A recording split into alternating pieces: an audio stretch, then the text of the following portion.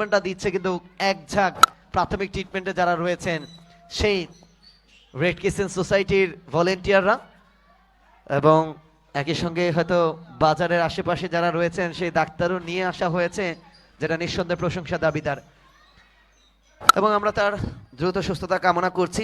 অবশ্যই আমরা চাইবো মাঠের নিবেদিত প্রাণগুলো যেন সর্বদা সুস্থ থাকে।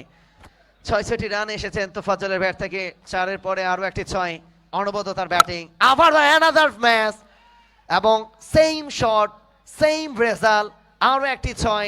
এই মুহূর্তে গিয়ে দাঁড়িয়েছে নারায়ণগঞ্জ টাইগারের দলীয় সংগ্রহটা, যেটা না বললেই নয়, 91 রান 9 ওভার শেষে 3 উইকেটের বিনিময়ে।